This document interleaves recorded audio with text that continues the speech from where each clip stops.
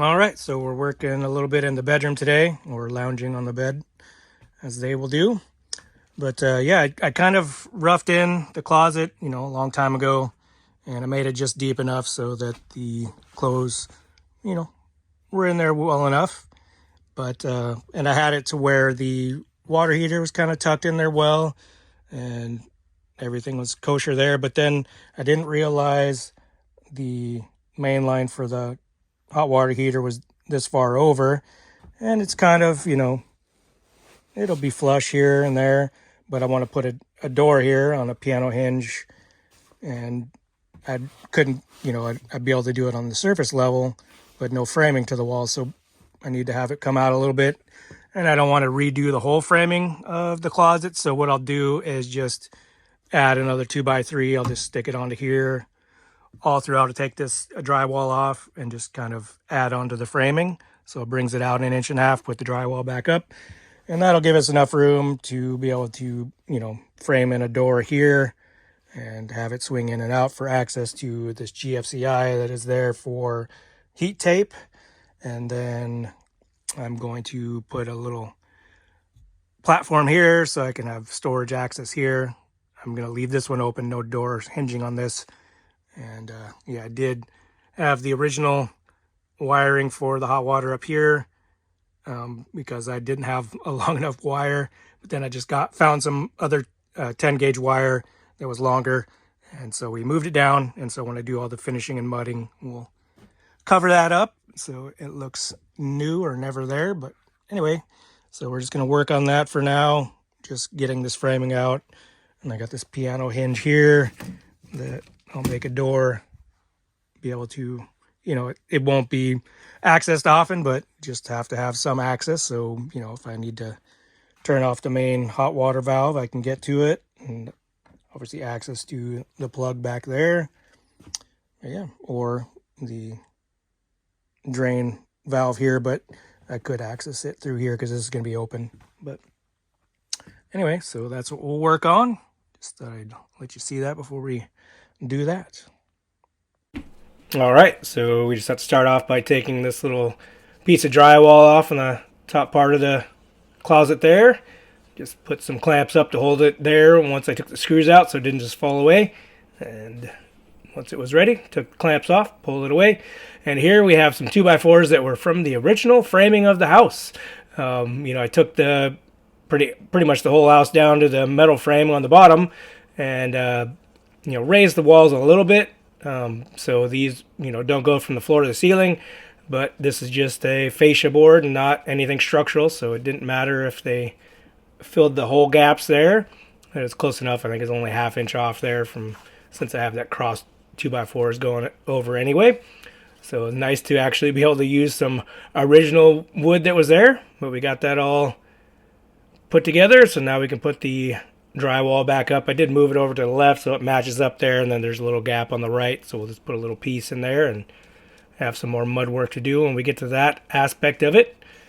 But it was nice to get that in there. And so here we're going over to the little cubby that I was talking about, putting in the closet there above the hot water heater, and just did some pre-drilling and then just threw it up there, put a level to make sure everything was close to being level, and then put a 2x4 fascia on there, and so it looks good.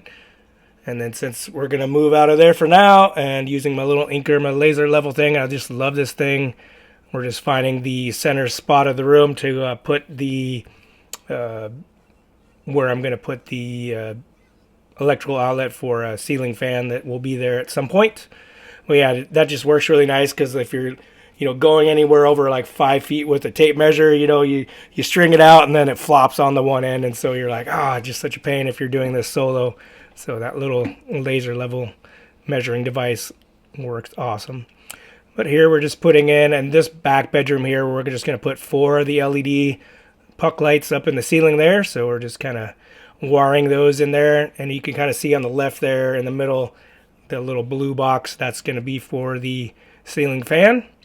And here putting in the last of the 4 LED junction boxes, and then we can finally finish putting up the vapor barrier after that.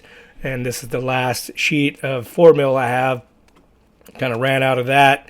And so after that, I'm going to put in, so I have some 6 mil plastic, which is overkill for vapor barrier on the ceiling, but using what I got. So we'll put that up there. And here is just kind of filling in the interior of the closet there to make it look a little more finished. So it was nice to get that done.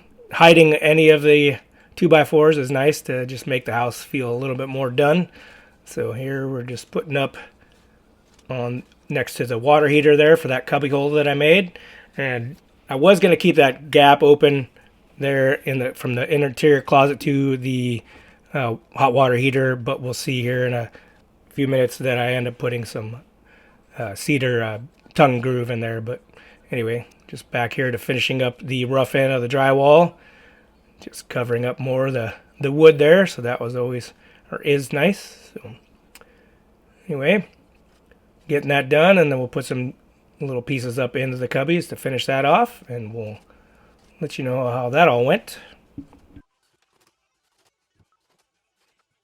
All right, we're going over here to the master bedroom doorway, and this was the only part that hadn't been finished with drywall.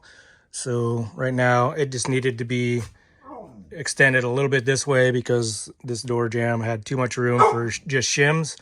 So I just cut this little 3/4 inch piece of pine board in there, screwed it in. So now we'll do some drywall here and make it look more like a proper doorway.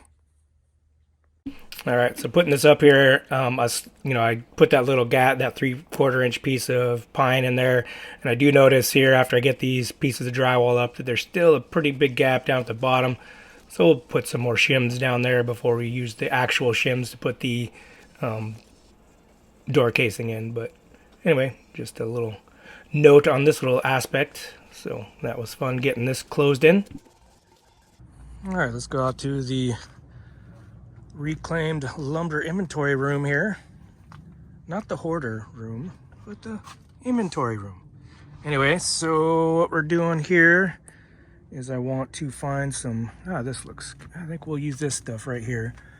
It's a cedar siding or whatnot, tongue and groove stuff that I will put where the water heater is to hide it. And, cedar in a closet's always good to deter moths and all that stuff. So hopefully I got enough of it that'll cover that wall, but we'll pull some of this out and cut it up.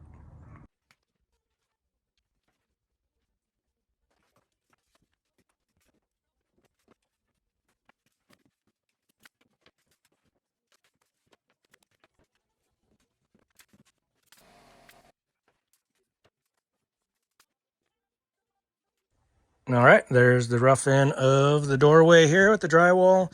I do have this door jamb just sitting in here. This is the door jamb that's going to go in the front bathroom because the swing on it and whatnot is already drilled in it. But we're just using it as a template to make sure the door jamb that I'm going to put in here fits because the doors are the same size. And then I did just do this backside here off camera because I don't like showing this fire hazard, and you got the point on watching the other side. And then I showed you this, putting this cedar in here, and it's dirty and got water stains on it. So I should have sanded it first, but it's not the best weather outside, so I just wanted to cut it and get it put up in here. So I'll just use a orbital sander in here and get her done. And then there was a little gap here, you can see right there. And then I just decided to put one piece that's sitting out a bit, and I just tacked it up there with some nails there, but we'll take that out. And then, when I finish the drywall, then we'll put it in because it's a little off level too. But once we do the mudding, we'll put this back on permanently and level. And then, like I said, we'll sand it all up. It'll look nice. And yeah, just put little pin nails in there because if you ever have to replace the water heater, got to remove it so you can just, push it out from the backside. It should be pretty easy to get that wall out in the next, 10 years when it's time to replace this water heater. Yeah, so hopefully this will clean up nice when I sand it. But I think it looks pretty good as is anyway.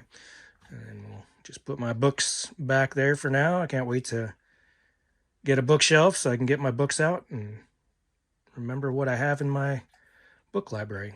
Anyway, all right. You good, Callie? Yeah, she's good.